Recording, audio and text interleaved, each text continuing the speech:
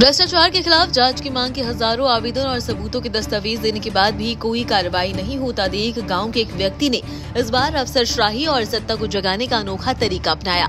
शिकायतकर्ता ने आवेदनों और सबूतों के कागजों की लंबी माला बनाकर खुद पर लपेटकर अजगर की तरह रेंगता हुआ कलेक्ट्रेट पहुंचा, जहां भ्रष्टाचार के अजगर के अंत के लिए नवागत कलेक्टर से उसने जाँच और सख्त कार्रवाई की मांग की। सर 2 महीने पहले अपने आए थे, दिनेश जी जैन कलेक्टर थे, तब उन्होंने कहा मैं कार्रवाई करवा दूंगा।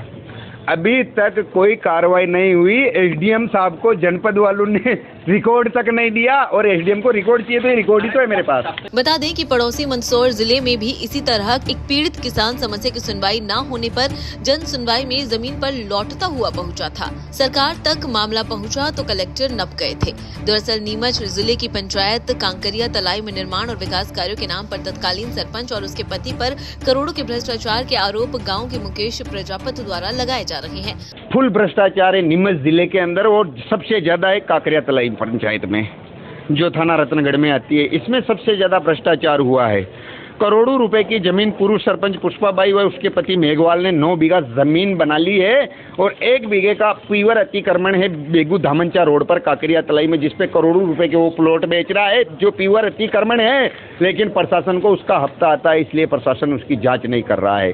मुकेश का कहना है कि उसने तथ्यों के साथ लोकायुक्त को भी शिकायत की, मुख्यमंत्री को भी अवगत कराया, लेकिन नीमच प्रशासन से लेकर शासन तंत्र कोई कार्रवाई नहीं कर रहा। कोई भी कार्रवाई नहीं है भैया, आप बात नहीं मानोगे। एक दिन उसको किसी ने बुला के ये नहीं पूछा कि क्यों पुष्पाबाई मेघवाल आपने कितना भ्रष्टाचार किया, ये सारे मिले हुए हैं। मेरी बात सुनिए, 50 से 60 लाख की मिट्टी बेचना फोपलिया तलाई तालाब से, 10 लाख रुपए शमशान घाट के खा जाना, चुनीलाल के मकान से दशा माता चौक तक कोई सीसी नहीं होना और अपने बरखेड़ा चौराहे से हाई स्कूल भवन तक कोई नाला निर्माण नहीं होना, यूँ ऐसे कर करके 1,27 लाख के लमसम घोटाला कांकरिया तलाई पंचायत में है, जो सत्य है। उसका कहना है कि केवल कांकरिया तलाई में 1.25 करोड़ का भ्रष्टाचार हुआ, जिसके प्रमाण पेश किए, लेकिन जनपद और जिला पंचायत जांच में भी भ्रष्टाचार कर रही हैं। मैं ये सारे जो एविडेंस हैं ये लेके आया हूँ और इन पे जांच की गई, झूठी जांच की गई जनपद वालों ने, और ये झूठी रिकॉर्ड बना के लोकायुक्त को भेजा गया। जो सारे प्रमाण आपके सामने है, ये लोकायुक्त का लिखा हुआ, सारे पे सील छप्पे लगे हुए हैं। ये सोहन को मोहन, मोहन को गधा, गधे को डायनासोर, डायनासोर को हाथी बता रहे हैं अधिकारी, और वहाँ पे मौके पे कलेक्टर या बड़ा अधिकारी कोई आने को तैयार नहीं है। जांचू में भी भ्रष्टाचार, ये चल रहा है कांकरिया तलाई पंचायत में। मुकेश ने तत्कालीन जिला पंचायत सीईओ गुरुप्रसाद के भी भ्रष्टाचार में लिप्त होने के आरोप लगाए और ईडी की जांच की मांग भी की। सारी की सारी कड़ियां लगी हुई है, मैं कह रहा हूँ सारी कड़ी भ्रष्टाचार में लिप्त है। और इसमें मेन गुरु था इनका सबका गुरु प्रसाद सीईओ जिला पंचायत, वो इनका गुरु था और इन्हें फुल भ्रष्टाचार किया। मैं कह रहा हूँ गुरु प्रसाद के ऊपर ईडी का छापा पड़ना चाहिए। नरेंद्र मोदी जी, आप सुन रहे हो मेरी बात, तो गुरु प्रसाद का पूरा रिकॉर्ड निकालिए, ईडी का छापा लगवाइए। इसके 1 अरब से ऊपर का घोटाला इसने 7 साल में नीमच जिले के अंदर करके गया है। 243 पंचायतें हमारे नीमच जिले में है, हर पंचायत में 50 से 60 लाख का घोटाला इसने करके और खुद ट्रांसफर करवा के भग गया है।